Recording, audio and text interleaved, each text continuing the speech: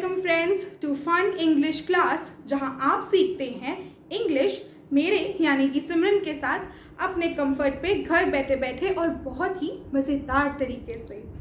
तो दोस्तों देखते हैं कि आज मैं आप लोगों के लिए क्या न्यू लेकर आई हूँ। तो मैं रास्ते से जा रही थी और भेलपुरी खा रही थी तो मुझे मिर्ची लगी, तो मैं क्या करूँ। वैसे मिर्ची के लिए तो मैंने मीठी पापड़ी खा ली थी, लेकिन मैं ये सोच में पड़ गई थी कि मिर्ची को हम इंग्लिश में क्या बोलते हैं। जी हाँ दोस्तों, कई बारी हमें जिन वर्ड्स की हिंदी पता होती है लेकिन उनकी इंग्लिश नहीं पता होने के कारण हम पूरा सेंटेंस इंग्लिश में बोलते बोलते उन वर्ड्स को हिंदी में बोल देते हैं। जैसे कि oh my God this is so तीखा। तो अब ऐसा नहीं होगा, क्योंकि मैं आज आपके लिए लेकर आई हूँ हिंदी टू इंग्लिश वाली वीडियो, जिसमें आप मेरे साथ सीखेंगे कुछ ऐसे वर्ड्स हिंदी के जो हम डेली लाइफ में यूज़ करते हैं, जिनकी इंग्लिश शायद हमें नहीं पता। दोस्तों मैं ऐसी ही एक वीडियो ऑलरेडी बना चुकी हूँ जिसमें मैंने कुछ हिंदी वर्ड्स आप लोगों के लिए चूज़ किए थे और उनकी इंग्लिश आपको मैंने सिखाई थी। तो मेरी वो वीडियो जाके देखिए और सीखिए कुछ ऐसे वर्ड्स जिसमें हिंदी टू इंग्लिश ट्रांसलेशन मैंने बताई है। अब हम आगे बढ़ते हैं और ये देखते हैं कि मिर्ची को हम इंग्लिश में क्या बोलते हैं। दोस्तों मिर्ची को हम इंग्लिश में चिलीज कहते हैं। मिर्ची लगने को या फिर तीखा खाने को हम स्पाइसी कहते हैं। जैसे कि this food is very spicy, it has chillies in it. यानी कि ये खाना बहुत ही तीखा है क्योंकि इसमें मिर्ची है। तीखे के लिए हम यूज़ करेंगे स्पाइसी और मिर्ची के लिए हम यूज़ करेंगे चिलीज। तो दोस्तों दाल हमें बहुत सारे प्रोटीन्स देती है, वो बहुत ही हेल्थी होती है। तो दाल को हम इंग्लिश में लेंटिल्स कहते हैं। ठीक है, तो किसी भी काउंटर पे अगर आप ये देखें कि ये दाल है या काली दाल है या सफ़ेद चना की दाल है या कोई भी दाल है, तो दाल को हम दाल ना कहते हुए इंग्लिश में लेंटिल्स कहते हैं। दोस्तों हम लोग को खट्टा खाना बहुत पसंद है। खट्टा में हम चाहे गोलगप्पे खाएं, चाहे खाएं आम का अचार या गर्मियों में बर्फ़ का गोला। खट्टे को हम टैंगी बोलते हैं। मोस्टली जब हम टमाटर खाते हैं और टमाटर बहुत ही खट्टे होते हैं तो उसका टेस्ट थोड़ा टैंगी होता है। जैसे कि अगर आप टमेटो सूप पी रहे हैं तो आप ये कह सकते हैं this tomato soup is very tangy. वही दोस्तों कई लोगों को थोड़ा सा कड़वा खाना या जिस खाने में थोड़ा स्वाद ना हो वो पसंद होता है। वो खाना सार होता है, SOUR, सार, जो थोड़ा सा कड़वा, थोड़ा सा बिटर या फिर थोड़ा सा टेस्टलेस होता है। जैसे कि I am having a sour taste in my mouth, मतलब कि मेरे मुंह में कुछ कड़वा टेस्ट आ रहा है, कुछ बिटर यानी कि या फिर टेस्टलेस टेस्ट आ रहा है। दोस्तों किसी की हाँ में हाँ मिलाते वक्त हम हाँ ज़रूर कहते हैं, लेकिन अंग्रेज़ी में उस हाँ को हम एग्जैक्टली बोलते हैं। तो अगर हमें किसी की हाँ में हाँ मिलानी हो तो हम एग्जैक्टली बोलते हैं। दोस्तों हाँ कहने के और भी बहुत सारे तरीके हैं, ये भी आप मेरे साथ सीख सकते हैं। उस वीडियो का लिंक मैंने इस डिस्क्रिप्शन बॉक्स में डाल दिया है और आप चेकआउट कर सकते हैं डिफरेंट वेज टू से यस। दोस्तों जब हमें छींक आती है और हम ऐसे करते हैं अच्छू, तो उसको स्नीजिंग बोलते हैं। Yes you are right. दोस्तों छींक आने को हम स्नीज बोलते हैं। जैसे कि she was not well because she was sneezing, मतलब कि उसकी तबीयत खराब है क्योंकि वो छींक रही थी।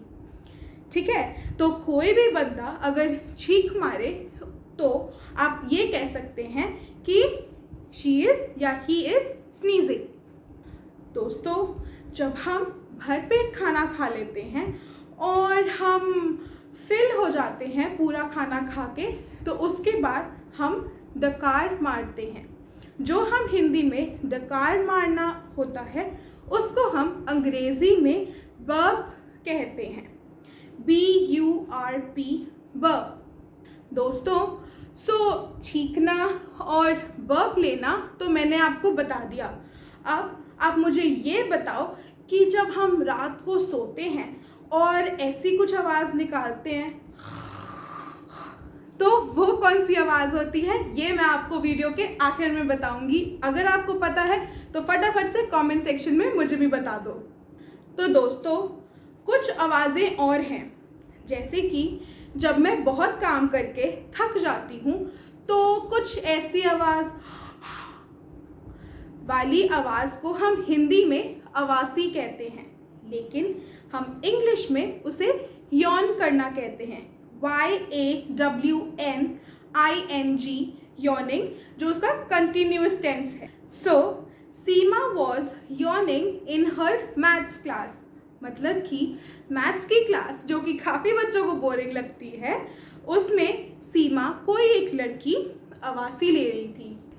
दोस्तों, अब मैं थोड़ा सा आपको किचन के कुछ मसालों के बारे में बताती हूँ जो कि हमें हिंदी में तो बहुत अच्छी तरह से पता है, लेकिन उनकी अंग्रेज़ी नहीं आती।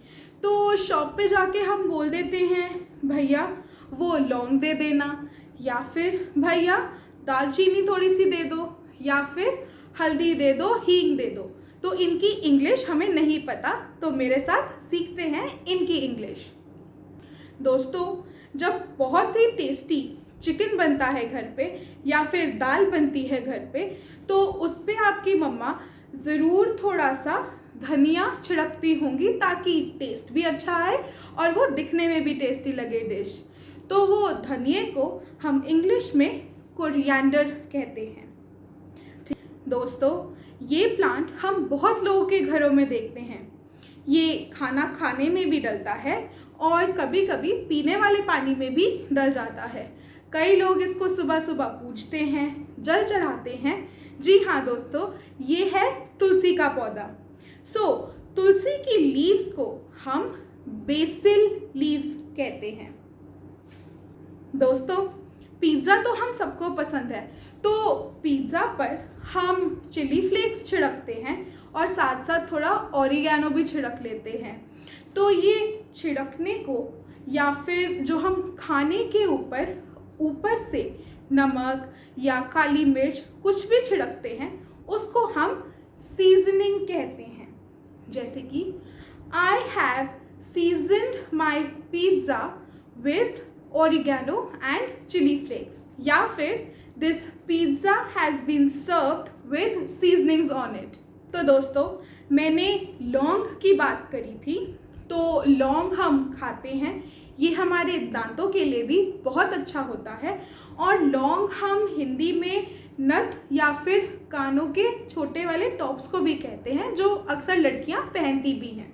तो जो हम खाते हैं वो खाने वाला लौंग इंग्लिश में क्लोव बन जाता है। ओके, दालचीनी का भी जिक्र हुआ था। दालचीनी भी बहुत हेल्दी होती है, उसमें कई गुण होते हैं। लोग उसको अपनी चाय में भी डालते हैं या फिर सुबह उठ के पानी के साथ भी पी लेते हैं। तो दालचीनी को हम इंग्लिश में सिनेमन कहते हैं। आप सिनेमन की स्पेलिंग्स यहाँ देख सकते हैं। दोस्तों, फूल तो सबको पसंद होते हैं और कई लोग फूलों को सजाकर अपने घर पे भी रखते हैं। तो जिसमें हम फूलों को सजाते हैं उसको हम हिंदी में गमला बोलते हैं, लेकिन उसकी इंग्लिश है वास, VASE, वास।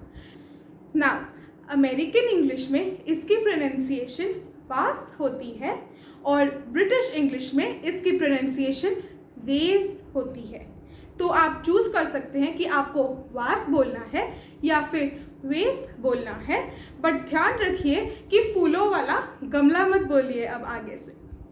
चलिए दोस्तों, आगे बढ़ते हैं। दोस्तों, कई बारी हमारा मूड ठीक नहीं होता और हम थोड़े से चिड़चिड़े हो जाते हैं।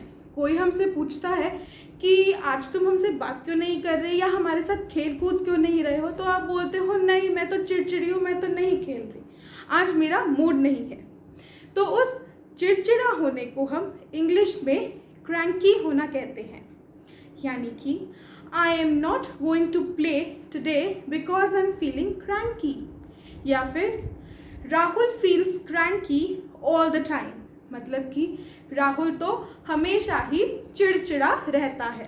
तो दोस्तों, जब बारिश में बादल गरजते हैं तो वो थोड़ा सा गड़गड़ाते हैं, या फिर जब हमें भूख लगती है तो हमारे पेट में जब चूहे दौड़ते हैं तो वो भी गड़गड़ाते हैं हमारे पेट में, या हम कहते हैं कि मम्मी फटाफट खाना दो, हमारा पेट गड़गड़ा रहा है। तो उस गड़गड़ाने को हम रंबल कहते हैं, RUNBLE। मतलब कि आप ऐसे बोल सकते हैं, mama give me some food to eat, my stomach is rumbling. मतलब कि आपको बहुत ज़ोर से भूख लगी है। दोस्तों, बिस्तर की बात करें तो हम बिस्तर को इंग्लिश में बेड बोलते हैं, लेकिन अगर मैं चारपाई की बात करूं या फिर उसको हम हिंदी में खाट भी बोलते हैं, उसको हम इंग्लिश में कॉट बोलते हैं, COT, कॉट। ओके दोस्तों, वीडियो की स्टार्टिंग में मैंने आपसे पूछा था कि वो सोते हुए जो हम आवाज़ करते हैं उस आवाज़ को हम इंग्लिश में क्या बोलते हैं। सो दोस्तों, वो खर्राटे लेने वाली आवाज़ को हम इंग्लिश में स्नोरिंग बोलते हैं। यानी कि Rahul snores in his sleep, या फिर yesterday I heard you snoring while you were sleeping. इसका मतलब सोते वक्त कोई बंदा खर्राटे ले रहा है। तो दोस्तों, कैसा लगा आपको मेरा ये वीडियो? सीखा ना आज आपने बहुत कुछ ऐसे वर्ड्स जिनकी हिंदी शायद आपको ना पता हो। तो दोस्तों, कमेंट मत करना भूलिए और मुझे बताइए कि आपको मेरा वीडियो कैसा लगा। इस वीडियो को ज़रूर लाइक कीजिए, चैनल को सब्सक्राइब कीजिए और शेयर कीजिए अपने दोस्तों के साथ, अपनी फैमिली के साथ, ताकि आपके साथ साथ वो भी इंग्लिश सीख सके। Sign of.